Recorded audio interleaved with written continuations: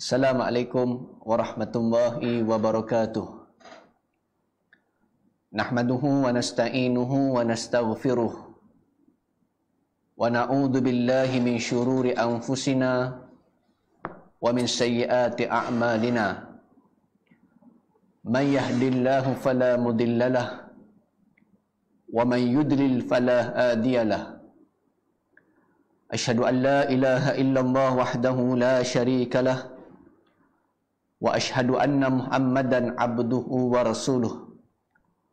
Allahumma salli wa sallim wa barik ala sayyidina Muhammad asyrafil anbiya'i wal mursalin wa ala alihi wa ashabihi wa man tabi'ahum bi ihsanin ila yaumiddin, amma ba'du.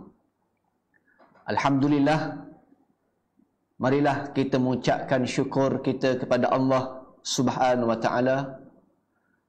Dengan limpah dan kurnianya kita dapat bersama-sama lagi dalam program Pondok Masjid yang disiarkan secara live di Masjid Wilayah Persekutuan, Anjuran Jabatan Agama Islam Wilayah Persekutuan.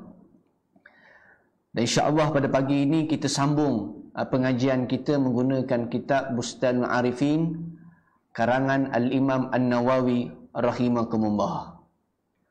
Hadirin muslimin dan muslimat yang dirahmati Allah sekalian, kita dah bahas tentang bagaimana apa yang disebut oleh Imam Nawawi pada episod yang lepas berkenaan dengan sifat ikhlas dan sifat riak yang disentuh secara terperinci kesan akibat daripada sifat riak itu dan kelebihan daripada sifat ikhlas kepada Allah. Maka pada hari ini kita masuk pada bab perkara yang baru, tajuk yang baru, iaitu pada muka surat 23 yang menceritakan tentang perkara yang halal, yang nyata dan yang haram juga nyata dan peranan hati. Dan insya-Allah pada bab ini kita akan bicarakan sifat yang ketiga, itu sifat wara' yang dibincangkan oleh para alim ulama tentang sifat kemuliaannya yang dibahaskan oleh Al-Imam An-Nawawi rahimakumullah.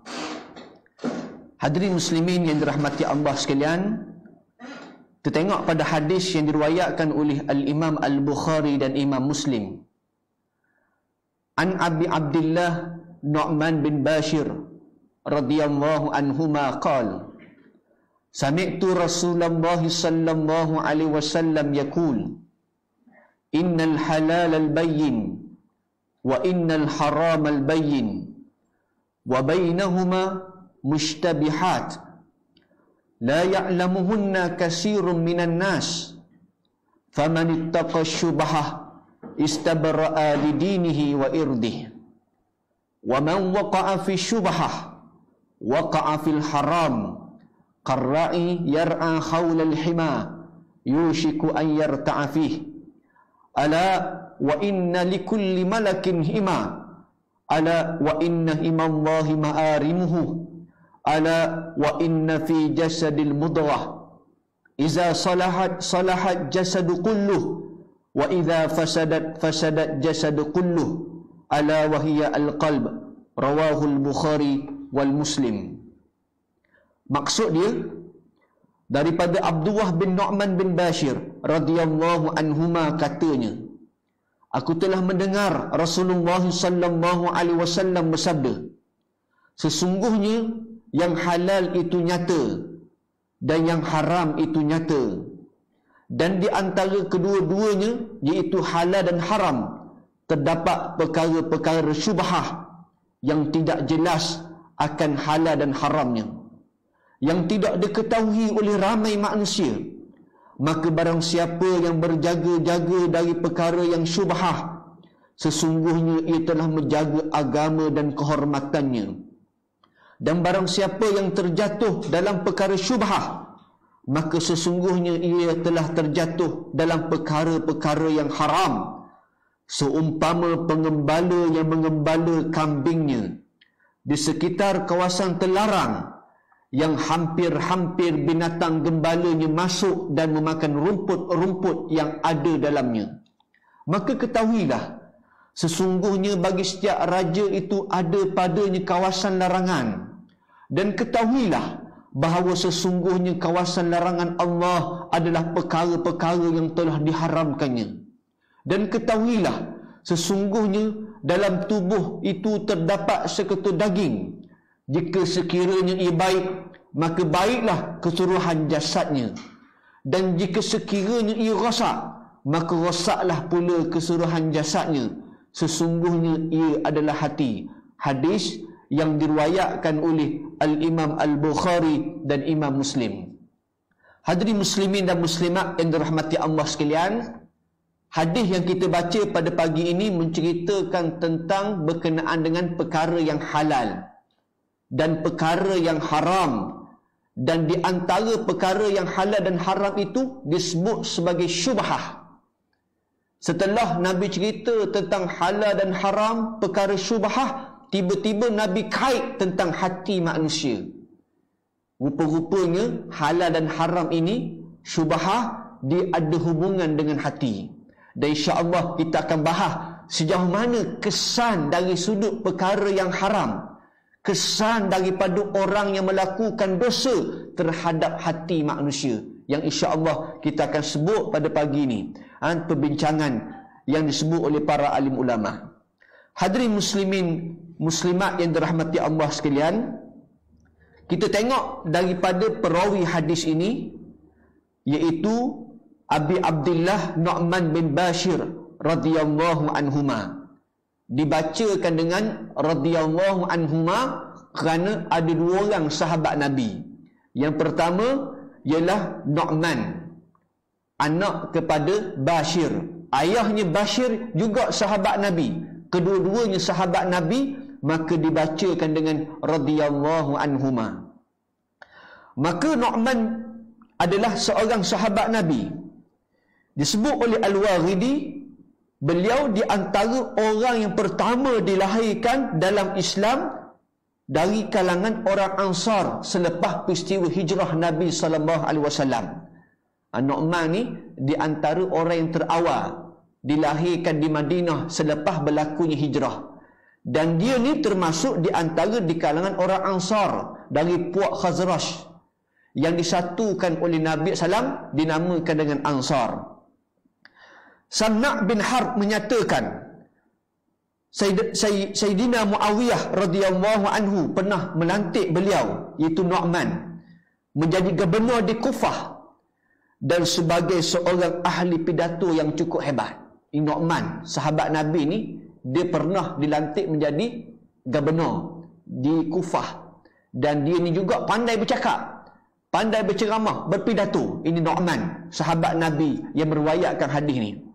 Dan beliau wafat pada tahun 65 Hijriah akibat daripada dibunuh oleh penentangnya. Mati dibunuh. Nu'man bin Bashir radhiyallahu anhu, sahabat Nabi yang sangat mulia di sisi Nabi sallallahu alaihi wasallam. Dan ayahnya juga seorang sahabat Nabi, Bashir, dan pernah meriwayatkan hadis daripada Nabi sallallahu. Disebut dalam satu hadis, ayahnya Bashir pernah berjumpa dengan Nabi, bertanya kepada Nabi tentang bagaimana hendak mengucap selawat ke atas Nabi. Bashir, itu ayah dia, tanya, "Ya Rasulullah, bagaimana kami nak mengucapkan selawat ke atas kamu?" Lalu Nabi SAW menjawab dalam hadis itu, "Qul Allahumma salli ala Muhammad wa ala ali Muhammad wa barik ala Muhammad wa ala ali Muhammad kama barakta ala Ibrahim wa ala ali Ibrahim fil alamin innaka Hamidul Majid." Maknanya cerita tentang selawat ni dia ada kaitan juga dengan Bashir, ayah kepada Nu'man, yang meriwayatkan hadis tentang bagaimana cara untuk berselawat ke atas Nabi sallallahu alaihi wasallam. Hadirin muslimin dan muslimat yang dirahmati Allah sekalian. Baik, kita tengok perbahasan dalam kitab Bustanul Arifin tentang ahammiyatul hadis, kepentingan hadis ini. Kata Syekh Mustafa di Al-Burah dalam kitab Al-Wafi, beliau menyatakan hadzal hadis mujma'un ala azim mauqi'ihi wa kasratul fawaidihi. Katanya, terkumpul pada hadis ini kedudukan yang sangat besar dalam urusan agama. Hadis yang kita baca pada pagi ini, dia adalah hadis yang sangat besar dalam bab berkaitan dengan urusan agama. Mawaqi'ihi wa kasratul fawaidihi, dan banyak manfaat-manfaat yang boleh kita memperolehi daripada hadis ini. Fahuwa ahadu ahadis, adalah merupakan salah satu daripada hadis allati yaduru alaihi Islam, di mana hukum hakam Islam dikeluarkan daripadanya. Hadis yang cerita tentang halal dan haram ini, tentang syubhah berkait tentang hati manusia, banyak hukum-hukum yang dikeluarkan daripadanya. Wa qala Abu Daud, berkatalah Abu Daud, rubu'uhu, hadis ini telah merangkumi 1/4 dalam urusan agama. Besar tak besar hadis yang kita baca pada pagi ini, yang menceritakan tentang halal dan haram, cerita berkaitan dengan hati, dan kita akan bincang tentang sifat warak. Sifat warak yang disebut dalam tasawuf. Pentingnya sifat warak yang ada, yang dibahaskan dalam perbahasan ini. Hadirin muslimin yang dirahmati Allah sekalian, apakah yang dimaksudkan dengan al-halalul bayyin wal haramul bayyin wa bainahuma umurun mushtabihat? Apakah maksud hadis itu? Qala al-Imam Nawawi rahimakumullah. Berkatalah Imam Nawawi, yang dimaksudkan dengan al-halalul bayyin, yang halal itu jelas, ialah halalul wadih, iaitu halal yang jelas lagi nyata. La yakhfa halahu, tidak tersembunyi akan halalnya. Itu yang disebutkan dengan al-halalul bayyin. Maksudnya yang halal tu memang jelas sungguh, tak ada sikit pun yang tersembunyi, memang jelas. Seumpamanya, kata Imam Nawawi, kal aklul khubz, seumpama kita makan roti. Roti ni kan diperbuat daripada tepung, maka tak ada percampuran apa sekalipun, maka di sisi ni adalah halal, maka jelas halalnya, tak boleh kita pertikaikan. Wal kalam, seperti juga kita berkata-kata, kita boleh bercakap. Wal mashi, dan berjalan. Wa zalik, dan selain daripadanya, semua itu kita bercakap, kita berjalan, semua itu harus yang boleh kita buat, jelas halalnya, yang dibenarkan dalam Islam. Itu maksud al-halalul bayyin, iaitu halalul wadah, iaitu perkara yang jelas lagi nyata. Yang kedua, kata Imam Nawawi, yang dimaksudkan dengan wal haramul bayyin, dan haram itu juga jelas, iaitu wa haramul wadah, haram itu jelas lagi nyata. Yang haram ni memang jelas. Kal khamr, seumpama orang yang minum arak. Arak ni digezekkan oleh Allah dalam Al-Quran haram sejelas-jelasnya. Iktifaqul ulama, sepakat ulama menyatakan haram, tak ada khilaf. Tak ada sepasang ulama kata arak ni halal, tak ada. Sepakat ulama menyatakan haram. Wazina, dan orang yang berzina, wa nahwihima, dan seumpama dengannya, jelas keharamannya. Itu dari sudut tentang makna wal haramul bayyin, yang haram itu jelas. Dan yang ketiga, kalimah wa amma mushtabihat, umurul mutasyabihat, iaitulah kata al-Imam An-Nawawi rahimakumullah, fama'nahu annaha laysat biwadihatu al-halal wal haramuhu. Adapun makna syubhah, kata Imam Nawawi, laysat biwadihatu, dia tidak jelas, tak jelas. Sama ada al-halal wal haram, akan halal dan haramnya. Sebab tu syubhah ni tak jelas. Hak mana satu? Halal ke haram? Haram ke halal? Jadi syubhah. Maka kata Imam Nawawi, walihadha, oleh sebab itu, la ya'rifuha kathirun minan nas, maka ramai orang yang tidak mengetahuinya. Tak tahu sama ada perkara tu halal ataupun haram. Di kalangan masyarakat dia tak tahu bila bercampur dengan halal dan haram. Wa ammal ulama, adapun sebahagian sebaliknya ulama, faya'rifuna hukmuha bin nasin aw qiyasin, maka para alim ulama mereka mengetahui akan hukumnya bersandarkan pada nas dan qiyas. Hanya ulama yang tahu tentang hukum berkaitan dengan syubhat. sama ada benda tu halal ataupun haram mengikut keadaan dan situasi. Maka sebab itu kita masyarakat nak tahu perkara syubhah mesti merujuk kepada para alim ulama yang mengeluarkan hukum bersandarkan pada nas dan qiyas, supaya kita tak terlibat dalam masalah syubhah ini. Hadirin muslimin yang dirahmati Allah sekalian, maka penting kita kena tahu tentang perkara halal dan haram, perkara syubhah, untuk kita menuju Allah Ta'ala, untuk mendekatkan diri kepada Allah. Di antara jalan tasawuf, kena tahu benda ni. Bukan setakat amal ibadat semata-mata, bukan setakat semayang, bukan setakat puasa, bukan setakat kita berzakat, bukan setakat kita menunaikan haji. Bahkan orang yang nak menuju Allah, dia mesti tahu tentang halal dan haram dan perkara syubhah. Mesti tahu. Sebab tu ditekankan oleh Imam Nawawi tentang perkara ni. Hadirin muslimin yang dirahmati Allah sekalian. Kemudian disebut tentang pembahagian syubhah.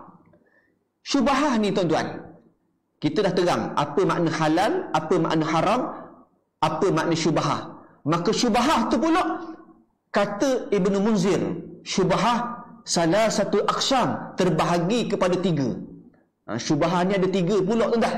Kita kena tahu. Apa dia? Yang pertama, kata Ibn Munzir, syai'un yu'allimuhu mar'u haraman, iaitu sesuatu yang memangnya diketahui akan haramnya oleh seseorang, yang pada asasnya memang haram. Summa yushakku fihi, tiba-tiba mari syak pada dia. Asalnya benda tu haram, tiba-tiba mari syak dalam hati kita ni, hal huwa baqi 'alal hallahu abla. Mari ragu-ragu tentangnya, adakah dia tetap haram ataupun halal.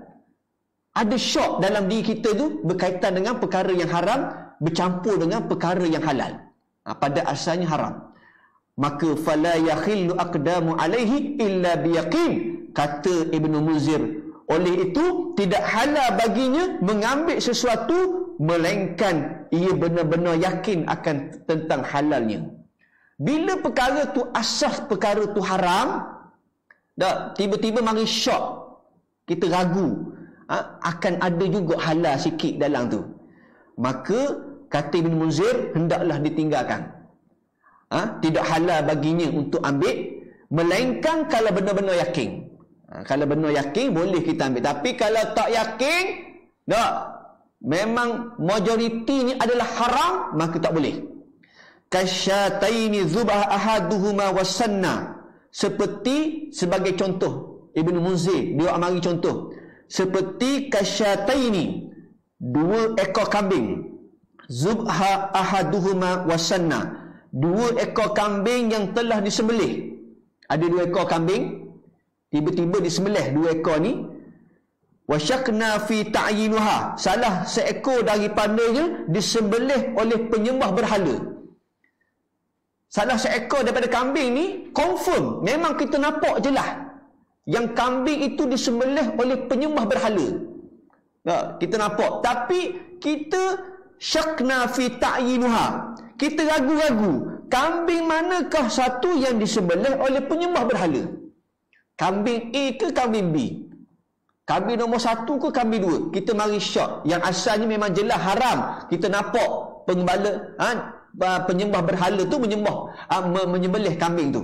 Kita nampak asalnya haram. Tiba-tiba kita syak, ada satu lagi ekor ni yang orang Islam yang nyembelih, yang halal. Mari syak, mana satu? Maka ditinggalkan lebih baik. Lebih baik kita tinggalkan, kerana dia telah bercampur dalam perkara yang haram. Melainkan kita yakin. Yakin. Contoh, kambing yang telah disembelih itu ada tanda-tanda dia. Kambing yang disembelih oleh penyembah berhala tu ada tanda-tanda dia, seperti nombor kat kaki dia. Dia kata penyembah berhala, aku sembelih kambing ada nombor kat kaki dia. Yang tak ada nombor aku tak sembelih. Makna di antara tanda-tanda yang menyebabkan kita boleh yakin. Itu tak ada masalah. Tapi kalau dah bercampur yang asalnya haram, maka ditinggalkan lebih baik. Itu yang pertama, dari sudut syubhah. Yang kedua, kata Ibn Manzur, ayyakuna syai'un halalan fayuksyak fihi tahrimuhu. Sesuatu perkara tu halal, pada asalnya. Takdir yang nombor satu, sesuatu perkara yang haram pada asalnya. Yang nombor dua ni, sesuatu perkara yang halal, fayuksyak fihi tahrimuhu, tetapi ragu-ragu syak akan keharamannya. Asalnya haram, tiba-tiba mari syak dalam hati, ada benda yang haram. Seumpamanya, kata Ibn Munzir, kal hadas, orang yang berhadas, yusyak fihi ba'dal yakinu taharah, ragu-ragu selepas yakin adanya taharah. Dia buat mari contoh orang yang ambil air wuduk, air semayang. Bila dia ambil air semayang, tiba-tiba dia syok. Dia dah ambil dah air semayang. Syok, mari syok ni. Aku ni dah buang angin ke belum? Ketuk. Tak? Sebab ketuk ni membatalkan wuduk. Aku ni ketuk ke tak tadi? Rasa macam tak ketuk. Tapi dia yakin, dia tak ketuk. Maka para ulama' Ibn Munzir menyatakan fala athara lahu, tiada keraguan padanya selepas yakin. Maknanya menggunakan hukum asal, iaitu dia telah berwuduk. Yang syak itu dihilangkan, dibuang. Maka ada satu kaedah disebut al-yakin la yazalu bisyak. Yakin tidak boleh dihilangkan dengan syak.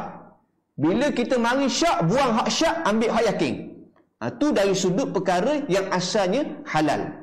Perkara yang jelas halal, tiba-tiba mari syak tentang perkara yang haram. Yang ketiga, syubhah. Yang ketiga disebut wa syai'in yusyak fi hurmatihi aw khillahu 'ala sawa. Sesuatu yang sama-sama yang diragui akan haram ataupun halal. Hak nombor tiga ni sama-sama. Memang tak nampak jelas. Halal ke haram? Haram ke halal? Tak nampak jelas. Fa'aula tanzihu anhu, maka lebih utama meninggalkan yang diragai itu. Tinggal terus. Kalau mari syok gitu, tinggal terus lah. Kama fa'alu Rasulullah sallallahu alaihi wasallam, sebagaimana yang dilakukan oleh Nabi SAW fi tamrah as-saqitah, terhadap sebiji tamar yang terjatuh daripada pokoknya. Ada satu hadis yang diriwayatkan oleh Imam Bukhari dan Imam Muslim. Bagaimana diceritakan Nabi SAW pernah satu hari, Nabi cerita, inni la anqalibu ila ahli. Sesungguhnya satu hari aku telah pulang ke rumah menemui isteri aku, kata Nabi. Fa'ajidu tamrah, tiba-tiba aku terjumpa sebiji tamar, kurma. Sakitan ala firashi, di atas tempat tidur aku, kata Nabi. Masa aku balik ke rumah aku jumpa isteri aku, tiba-tiba aku masuk tempat untuk tempat tidur aku terjumpa sebiji tamar. Fa'arfa'uha, lalu aku ambil tamar itu, la akulaha, untuk memakannya. Lalu thumma ahsya, kata Nabi, kemudian aku mari perasaan takut dalam diri aku ni. Mari perasaan takut, antakuna minas sadaqah, adakah tamar itu, kurma itu daripada sedekah? Nabi mari rasa ragu-ragu, takut, bimbang. Tak? Kurma hak dijumpa dalam tempat pembaringan Nabi tu, sebiji buah tamar, bimbang, takut-takut kurma tu hasil daripada sedekah orang. Sebab Nabi ni tak boleh terima sedekah. Nabi boleh terima hadiah, sedekah Nabi tak boleh terima. Lalu kata Nabi, fa'ulqiyaha, lalu aku buangnya. Tak? Menjauhi daripada perkara syubhat. Ini di antara sifat yang terpuji yang ditunjuk oleh Nabi SAW supaya kita meninggalkan sifat meninggalkan daripada sifat syubhah, terjerumus dalam syubhah. Hadirin yang dirahmati Allah sekalian. Kemudian disebut tentang perbincangan sifat warak. Kita dah masuk tentang kajian sifat warak. Apa dia sifat warak ni? Warak ni kadang-kadang kita salah faham. Kadang-kadang warak ni kita ingat orang yang berjalan tunduk kepala ke bawah. Kadang-kadang kita jumpa orang, dia tunduk, dia berjalan, tak tengok atas pun. Warak orang ni. Tak, bagus dia. Dia tunduk je. Tu bukan warak. Tak, apa makna warak? Disebut oleh para alim ulama. Di antaranya, wa min warak tarkus syubhah. Di antara sifat warak itu adalah meninggalkan syubhah. Itu warak. Antara sifat dia, meninggalkan perkara-perkara yang syubhah, yang ragu, ditinggalkan. Mislu, seumpama adamu muamalatul insan fi maluhu syubhah, Seumpama berurusan dengan harta yang mengandungi syubhah. Perkara yang kita bermuamalah dengan orang, berhubungan dengan manusia, bisnes apa sekalipun yang terlibat dalam perkara syubhah, maka benda ni kita kena tinggalkan. Au khalitul maluhur riba, ataupun harta yang bercampur dengan riba. Harta kita yang bercampur dengan riba, maka hendaklah ditinggalkan. Au iksaru minal mubahatu tarukuha aula. Dan termasuk juga makna wara' itu ialah memperbanyakkan perkara-perkara yang mubah lalu ditinggalkannya. Perkara-perkara mubah, perkara-perkara harus yang boleh kita buat tapi kita tinggal, itu juga termasuk dalam maksud wara'. Contoh, apa dia perkara yang mubah, perkara yang harus? Antaranya makan. Makan ni harus, tak ada masalah makan. Tapi orang yang wara', dia tinggalkan makanan. Makan apabila perlu saja. Taklah sampai tahap makan pagi, makan tengah hari pula makan, petang pula makan, malam pula makan, nak tidur pun makan juga. Makan kerja dia. Tak tuan-tuan. Orang yang wara' ialah meninggalkan perkara yang mubah. Dia ambil hak penting je. Sekadar mana yang mampu untuk diri dia. Maka menyebabkan orang yang banyak makan ni, dia akan menyebabkan banyak penyakit datang pada dia. Malah beribadat pada Allah. Itu perkara yang dia bimbang, takut-takut jadi begitu. Ini orang yang wara'. Apa dia lagi? Perkara-perkara yang mubah. Antara banyak bercakap. Cakap ni tak ada masalah. Tak, mubah, harus kita nak bercakap. Tapi orang yang wara', dia bercakap bila perlu saja. Sebab tu Nabi kata, man kana yu'minu billahi wal yaumil akhir falyakul khairan. Siapa yang beriman pada Allah dan hari akhirat, hendaklah cakap benda baik. Kalau dia tak mampu cakap benda baik, aul yasmut, hendaklah dia diam. Kalau tak cakap benda baik, dia senyap. Makna cakap bila perlu. Tu di antara ciri-ciri sifat orang yang wara'. Kerana bimbang, takut-takut kalau banyak cakap ni boleh mengumpat orang. Bimbang, takut-takut kalau banyak cakap ni boleh memfitnah orang. Bimbang gitu, maka ditinggalkan banyak bercakap. Ni di antara sifat-sifat wara'. Itu disebut sebagai wara'. Sifat wara'. Baik. Muslimin dan muslimat yang dirahmati Allah sekalian. Kemudian disebut dalam kitab ini tentang berkaitan dengan aqwalus salaf fi tarku syubhah. Bagaimana kata-kata salaf, orang-orang yang terdahulu dan termasuk juga sahabat Nabi, tentang meninggalkan perkara syubhah. Kita tengok tuan-tuan, bagaimana mereka-mereka orang-orang yang terdahulu yang dekat dengan zaman Nabi SAW, bagaimana mereka berinteraksi dengan syubhah. Apa mereka menyatakan? Di antaranya qala Abu Darda radhiyallahu anhu, berkatalah Abu Darda radhiyallahu anhu, tamamut taqwa an yattaqillahu 'abd. Kesempurnaan takwa ialah seorang hamba yang takut pada Allah. Di antara sempurna takwa, kita nak tengok takwa kita sempurna ataupun tidak, ialah seorang hamba yang takut pada Allah. Takut macam mana? Hatta yattaqihi min misqala zarrah. Sehingga dalam perkara yang sebesar zarrah sekalipun, kecil je. Kecil je. Dia takut.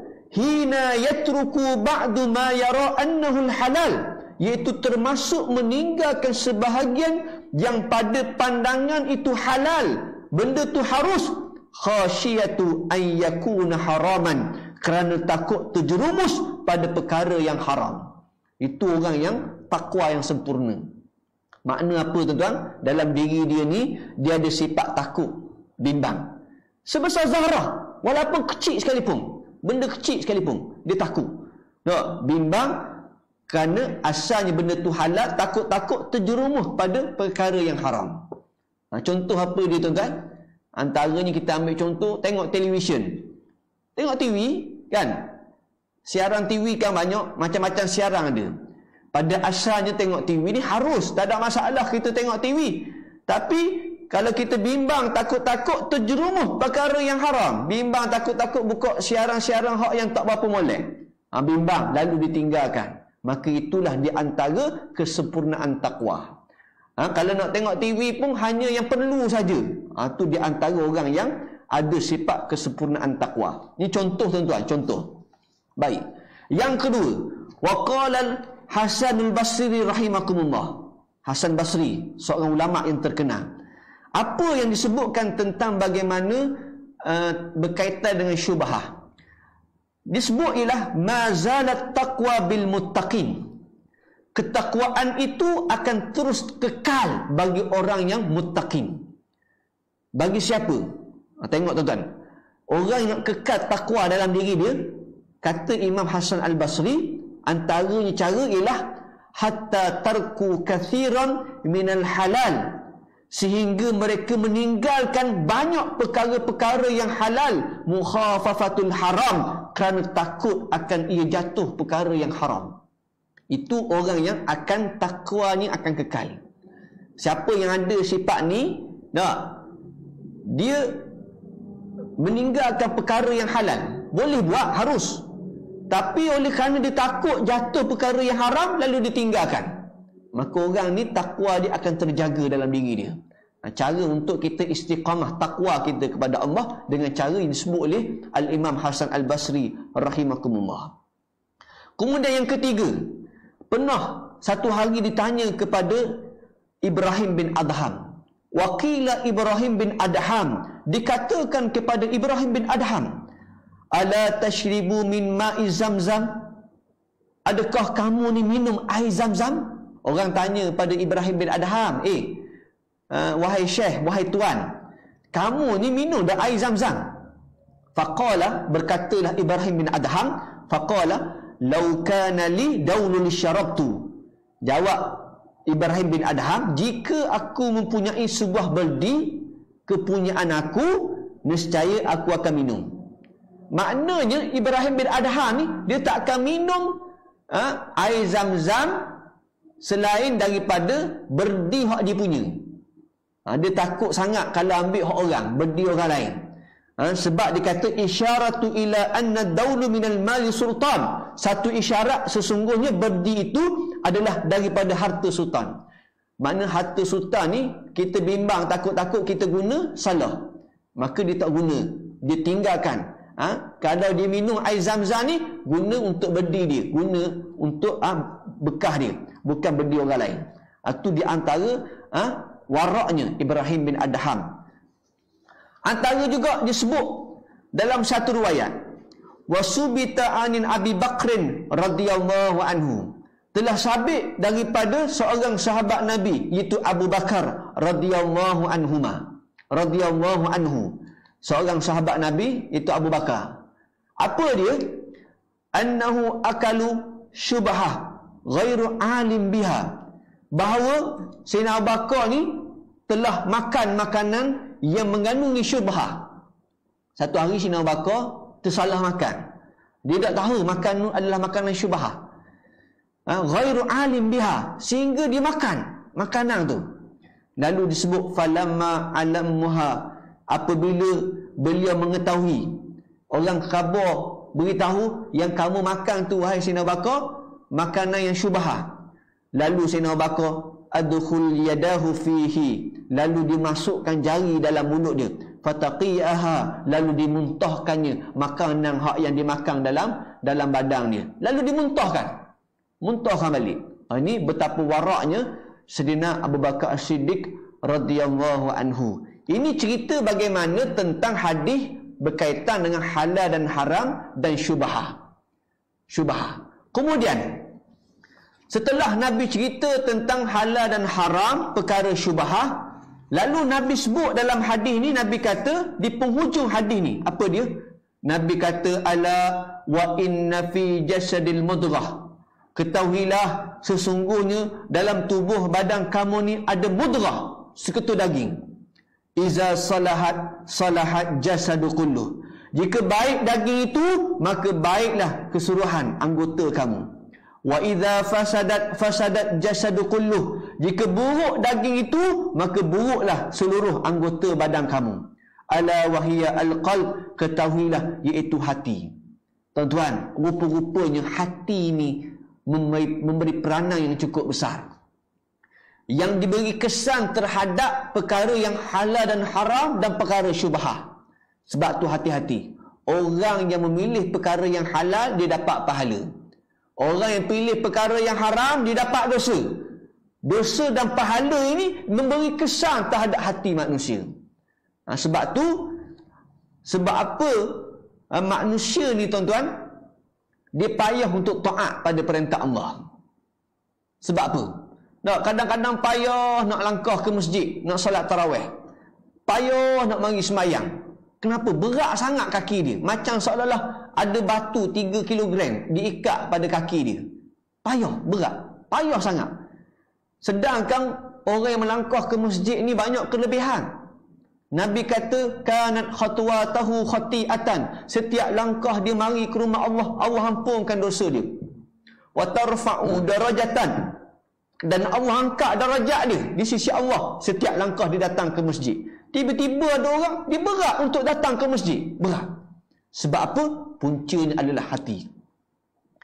Kadang-kadang kita payah nak sedekah. Tangan kita payah nak sedekah. Kenapa payah sedekah? Punca adalah hati. Hati. Sebab kita berada bulan Ramadan. Contoh, kita berada pada bulan Ramadan ni. Afdalus sedekah, sedekah fi Ramadan. Seafdal sedekah pada bulan Ramadan. As-sadaqah tutfi'ul khati'ah, kata Nabi. Sedekah boleh menghapuskan dosa. Kama yutfi'ul ma'un nar, seumpama air yang memadamkan api. Makin banyak kita bersedekah, makin banyak dosa kita diampunkan oleh Allah. Tiba-tiba ada orang, dia payah nak sedekah. Susah sedekah. Kadang-kadang silap masuk duit dalam tabung. Silap masuk. Asal nak ingat nak bagi RM1. Kebetulan dia masuk kocek atas. Kocek atas ni RM100. Masuk dalam tabung. Piuk masuk. Allah, salah masuk. Tak, masuk dalam tabung. Bila masuk dalam tabung, nak ambil balik tak boleh dah. Tengok mangga besar. Besar mangga dia. Dia balik rumah dengung dia. Tak, isteri dia tanya, buat apa bang? Dia kata, silap masuk. Ingat nak bagi RM1 dalam tabung. Rupa-rupanya RM100 masuk dalam tabung. Demam kat sebulan. Tuan-tuan, nak ceritanya bagaimana hati dia. Hati. Maknanya semua anggota badan kita ni, tangan, kaki, mulut, mata kita ni, dia berpunca daripada hati. Sebab tu hati ni penting. Hadirin muslimin dan muslimat yang dirahmati Allah sekalian. Sebab itu bahayanya dosa. Perkara yang haram ni, dosa ni, disebut oleh para ahli ulama, dosa ni dia ada 4 peringkat. Tuan-tuan yang kena ingat, seseorang yang melakukan dosa dan maksiat, dia terbahagi kepada 4 peringkat. Dia macam kecil manis juga. Penyakit kecil manis. Kan ada peringkat pertama, peringkat kedua, peringkat ketiga, peringkat keempat. Tak, peringkat pertama okey lagi. Peringkat keempat kritikal dah. Tak, dahsyat. Begitu juga orang yang melakukan dosa. Dosa ni kata ulama' dia ada 4 peringkat. Orang yang melakukan dosa. Yang pertama kata ulama', dia akan rasa pahit dalam hati dia. Mula-mula sekali. Orang yang baru-baru melakukan dosa, hatinya akan rasa pahit. Pahit, rasa gelisah, susah. Tak, dosa ni adalah gelisah, tak tenang. Tak, ini orang yang perilaku orang yang melakukan dosa. Selagi mana dia tak bertobat pada Allah, tak minta ampun dengan Allah, dosanya akan berselarang dalam hatinya. Tak, dosa besarlah. Kalau dibuat, wajib kena bertobat pada Allah. Selagi mana dia tak bertobat, minta ampun, maka akan bersarang dalam hati dia. Lama-lama, kalau dia tak bertobat, dia selalu buat dosa itu, dia akan naik peringkat yang kedua, dia akan biasa dengan dosa. Akan biasa. Hari itu mari rasa pahit, rasa malu, rasa susah hati buat dosa. Bila dibiarkan dosa tu, dia naik peringkat yang kedua, apa dia? Kata ulama', dia akan biasa dengan dosa. Dah jadi biasa dah. Dah jadi biasa. Yang ketiga, kalau dia tak bertobat juga, dalam peringkat yang kedua, biasa dengan dosa, buat juga dosa tu, dia akan naik peringkat yang ketiga, dia akan rasa manis dengan dosa. Manis. Kelazatan melakukan dosa. Peringkat yang ketiga. Ni lagi teruk kan? Menyakit dia. Rasa manis dengan melakukan dosa. Sehinggalah dia tidak bertobat kepada Allah, dia akan naik sampai peringkat yang keempat, iaitu orang yang berbangga dengan dosa. Sehinggalah dia mempertahankan dosa itu. Ini bahayanya dosa, tuan-tuan. Peringkat yang keempat ni. Bangga dengan dosa. Berjuang mempertahankan dosa. Ini bahaya. Tak? Orang nasihat dia dilawang balik. Peringkat yang keempat ni, dosa. Hati dia. Tak, sampai tahap gitu. Sebab tu Nabi sebut dalam hadis, Nabi kata yang diriwayatkan oleh Imam Bukhari, di antara golongan yang tidak akan diampunkan oleh Allah Subhanahu Wa Taala, antara yang kata Nabi, kullu ummati mu'afi illal mujahirun. Setiap umatku ini akan diberikan keampunan ke atas dosa-dosanya, melainkan golongan al-mujahirun. Siapakah golongan al-mujahirun? Golongan al-mujahirun ialah golongan orang yang melakukan dosa, dia berbangga dengan dosa dia. Bangga. Tayang pula dalam Facebook, letak dalam Instagram, nak suruh orang like. Makin ramai orang like, makin bangga dia perbuatan dosanya. Golongan ni tak akan diampunkan dosanya selagi mana dia tidak bertaubat pada Allah Subhanahu Wa Taala. Hadirin muslimin yang dirahmati Allah sekalian, di antara perbahasan yang disebut, antaranya Al-Imam Hasan Al-Basri menyebut kepada seorang lelaki tentang bagaimana Imam Hasan Basri beri nasihat pada orang lelaki ni.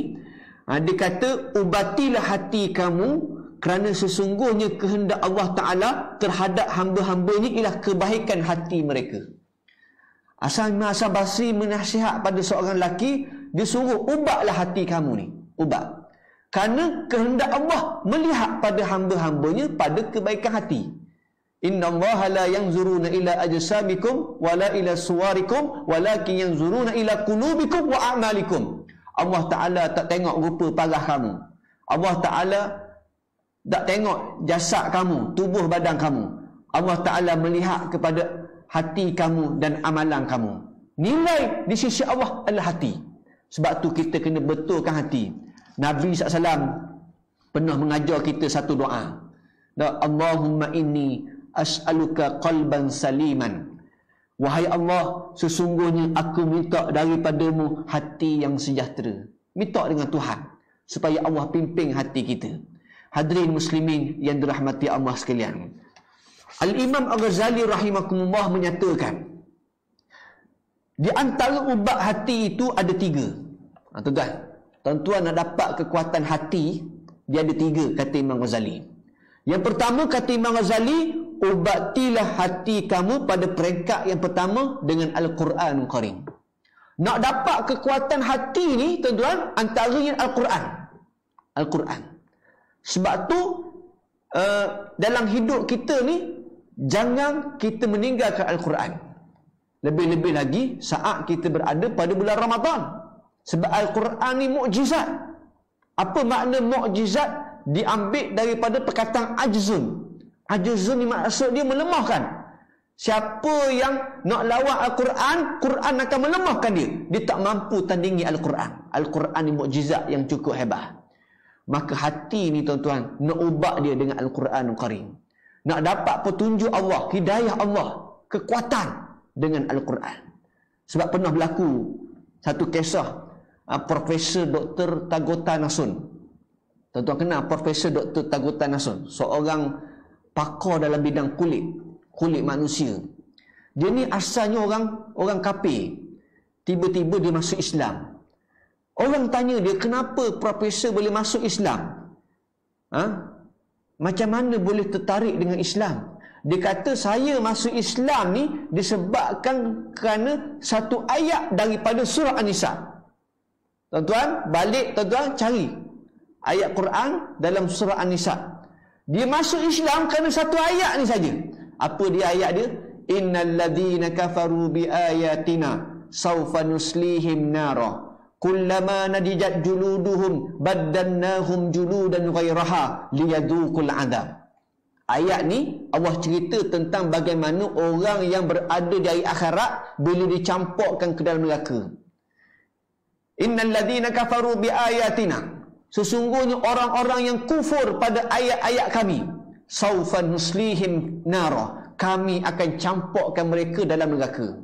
Bila duduk dalam neraka, kullama nadijat juluduhum, kulit mereka dibakar. Dan apabila kulit dibakar, setiap kali kulit dibakar hangus, baddalnahum juludan ghairaha, Allah Ta'ala akan gantikan kulit yang baru.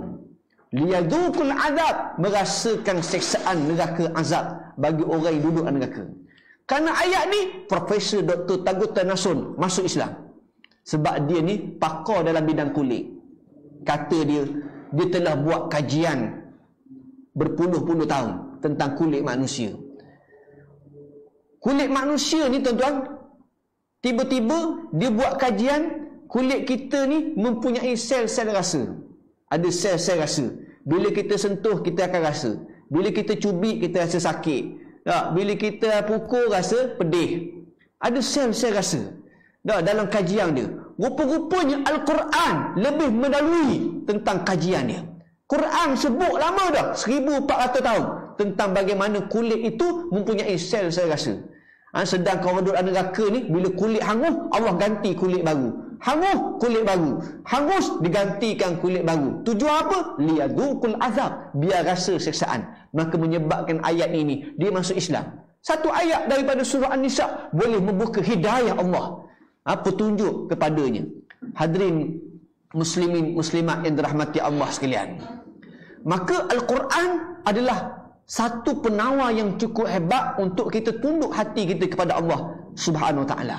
Tuan-tuan, saya teringat di Mesir ada satu masjid bila bulan Ramadan. Nak cerita bagaimana hubungan mereka dengan Al-Quran. Ini bulan Ramadan, tuan-tuan.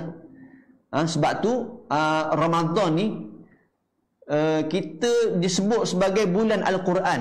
Bulan Al-Quran.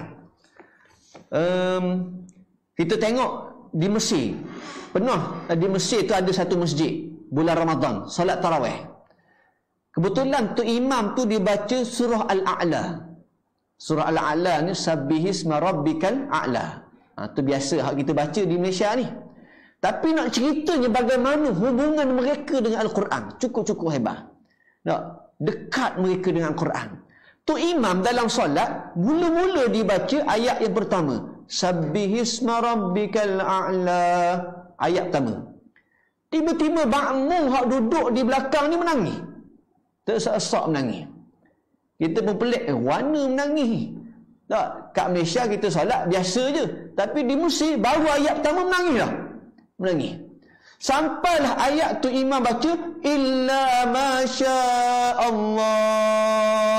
Sampai ayat tu makmum hak duduk di belakang rebah pingsan.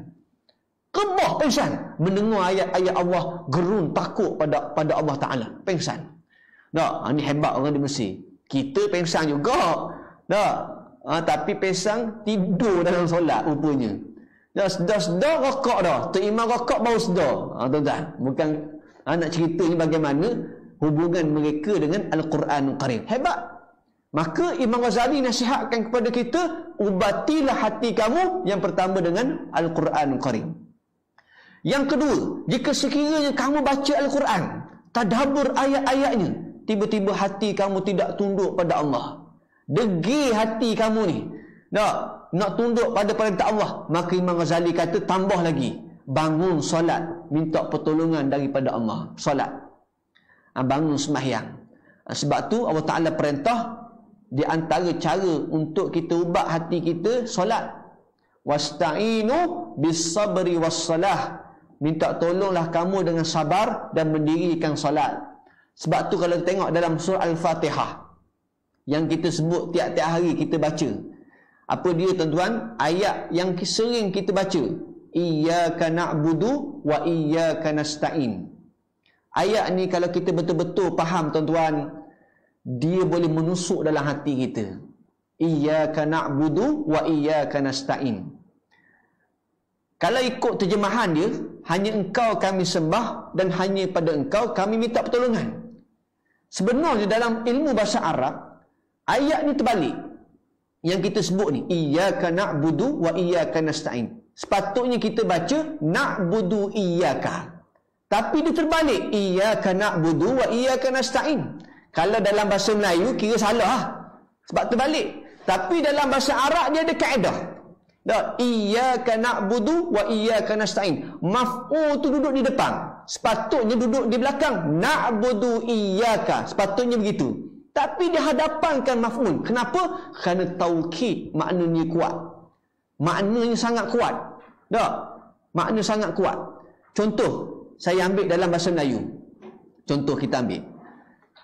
Saya makan nasi. Ni kalimah biasa kita guna. Saya makan nasi. Berbeza dengan nasi dimakan oleh saya. Terbalik. Hak belakang duduk depan. Nasi dimakan oleh saya makan nasi. Apa beza makna dia? Kalau makna saya makan nasi ni, sambil-sambil makan nasi, saya ambil ikan goreng. Sambil-sambil makan nasi, saya cicah budu. Sambil-sambil makan nasi, saya ambil belacang. Itu kalimah saya makan nasi. Tapi kalau kalimah nasi dimakan oleh saya, nasi sungguh saya makan, benda lain saya tak makan. Itu kalimah saya, nasi dimakan oleh saya. Begitu juga dalam ayat ni. Iyyaka na'budu wa iyyaka nasta'in. Makna taukid. Hanya Engkau sajalah kami sembah, wahai Tuhan. Tidak ada Tuhan lain. Wa iyyaka nasta'in. Dan hanya Engkau sajalah kami minta pertolongan. Tidak ada makhluk ataupun manusia yang boleh tolong kami melainkan Engkau, wahai Tuhan. Taukid makna dia kuat.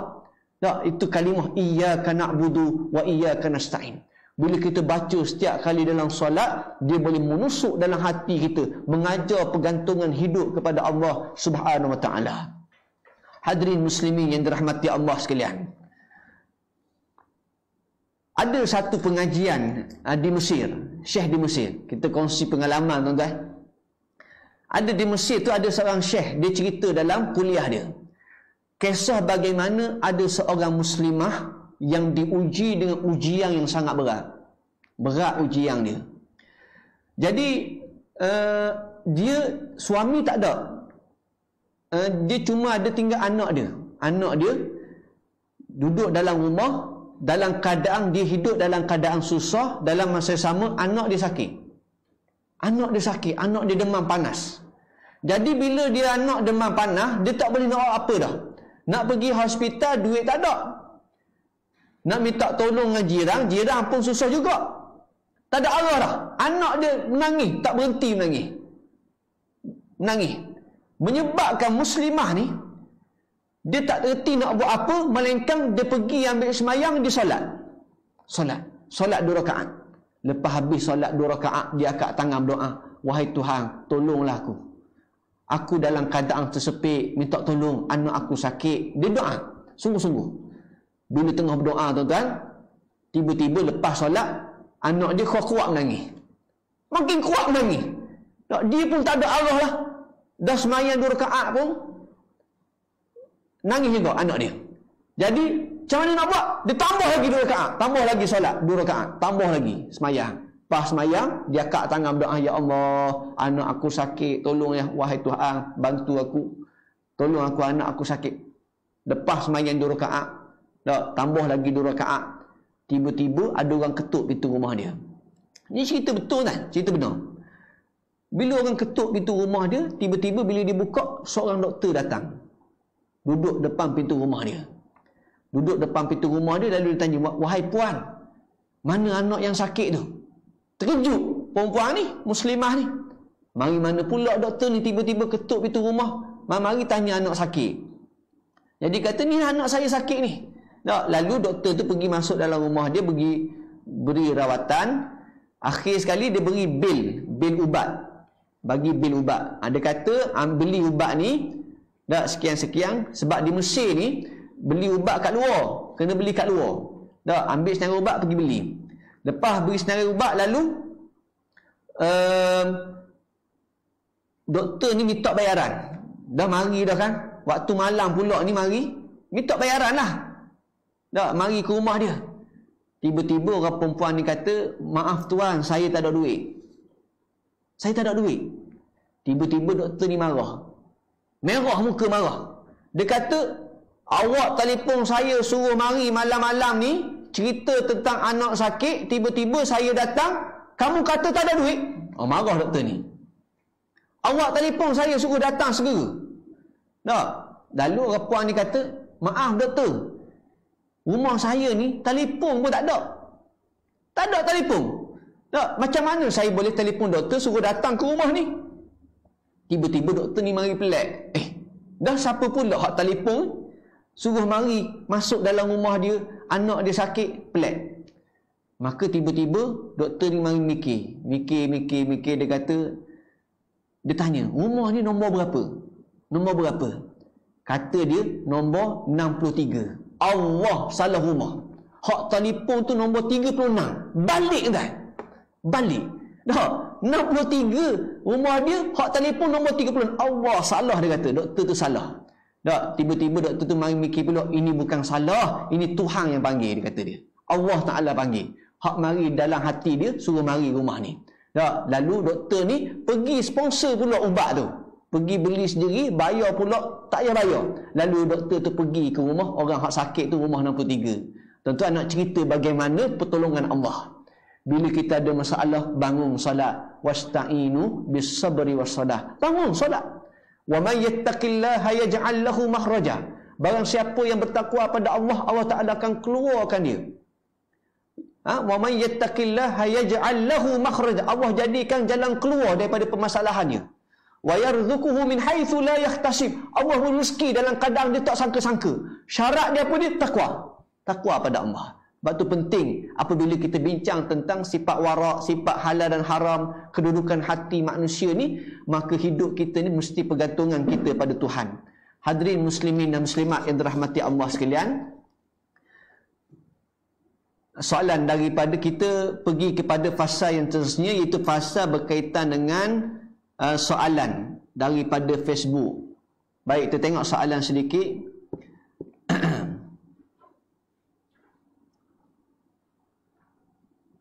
Ada soalan?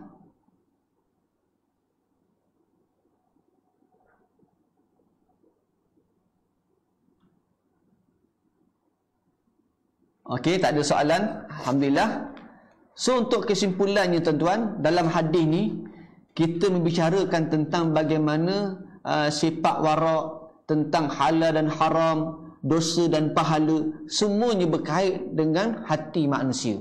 Sebab tu peranan hati ni amat-amat penting yang perlu kita jaga daripada masuknya perkara-perkara yang maksiat ataupun dosa. Kerana ia memberi kesan dalam jiwa manusia. Sebab tu Allah Ta'ala mengingatkan kita dalam surah Asy-Syu'ara, yauma la yanfa'u malun wala banun illa man atallaha biqalbin salim. Pada hari yang mana tidak ada manfaat harta benda dan anak pinak, melainkan mereka yang datang menemui Allah dengan hati yang sejahtera. Maka hati yang sejahtera ini sangat-sangat penting. Baik, ada soalan. Baik, macam mana nak seimbangkan, daripada Muhammad Mukhlis, macam mana nak seimbangkan antara usaha dan tawakal? Baik, baik tuan-tuan, usaha dan tawakal ni dia seiring. Dalam masa yang kita berusaha, dalam masa sama kita tawakal pada Allah. Tak, serah kepada Allah. Dalam masa sama kita berdoa pada Allah supaya apa yang kita usahakan itu berjaya. Diterima oleh Allah. Maka konsep usaha dan tawakal ini dia kena gabung. Dia tak boleh usaha semata-mata, tawakal kita tinggal. Ataupun tawakal semata-mata, usaha kita tinggal. Tak boleh, dia kena usaha dua-dua. Kena gabung dua-dua, usaha dan tawakal. Maka di situlah datangnya pertolongan Allah, bantuan Allah Subhanahu Wa Taala. Itu penting kita memahami konsep usaha dan tawakal. Dan insya-Allah tajuk tawakal ni kita akan bahas pada episod-episod yang akan datang, bagaimana para ulama membincangkan tentang apa itu tawakal secara detail. Apa makna tawakal? Kemudian Ustaz, soalan daripada Muhammad Mukhlis. Ubat untuk hati yang ketiga. Kita sebut dua tadi kan. Yang pertama, ubat hati yang disebut oleh Imam Ghazali, Al-Quran. Yang kedua, solat. Ada masalah, bangun solat. Yang ketiga ni ubat yang paling sangat mujarab. Paling mujarab. Kalau kita baca Quran pun hati tak boleh tunduk pada perintah Allah, kemudian kita solat pun hati kita tak boleh tunduk pada perintah Allah, ubat yang ketiga. Ini antibiotik yang cukup kuat. Apa dia? Perbanyakkan ingat mati. Banyak ingat mati ni boleh melemahkan, menghidupkan hati dan boleh mentundukkan hati manusia. Ingatkan banyak mati. Tak mati. Kalau ada orang mati, pergi ziarah kubur untuk menghidupkan hati kita, tuan-tuan.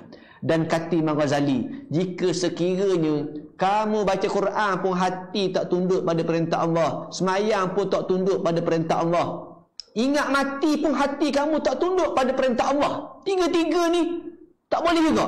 Maka kata Imam Ghazali, mintalah dengan Allah tukar hati yang baru. Mana hati kamu sudah mati, ditutupi hijab di sisi Allah.